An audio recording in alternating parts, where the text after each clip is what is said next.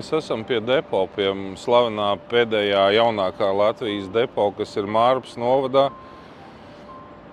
Ko es esmu paveicis, kādam var šodien patikt, var nepatikt.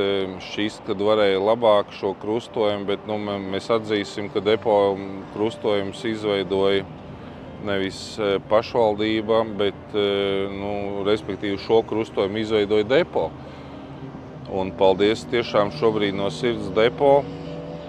Mēs nevaram prasīt viņiem, lai būtu 2 līmeņu pārbrauktuve, kā kāds gribētu, vai 3 līmeņi un tam līdzīgi.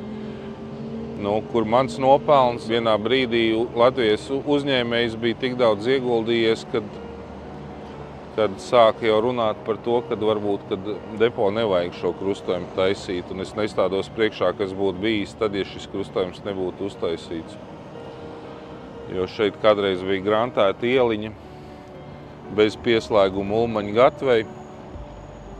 Un mēs tagad redzam, kāpēc ir tie vēl tādi daži komentētāji un neapmierinātība, kad varēja labāk. Protams, vienmēr var labāk. Ja tas būtu tā, kā tas būtu saskanīgi ar Rīgu kopā un laicīgi plānots.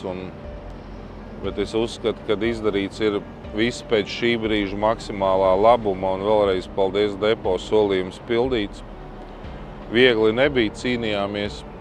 Tāpat arī nākamais krustojums ir depo nopelns, laikam Vastīns arī ir piedalījies. Tā kā Mārpē ir jau zināmā mērā jau tradīcijas, zināmas sadarbība ar vairākiem uzņēmējiem, lieliem attīstītājiem. Ne visu ar pašvaldību, galvenais ir normāli sadarboties. Un kā mēs arī spriedām šodien ar Ratnieku kungu, ir ļoti liels cerības, iespējas mums ar Rīgu, ar galvaspilsētu sadarboties.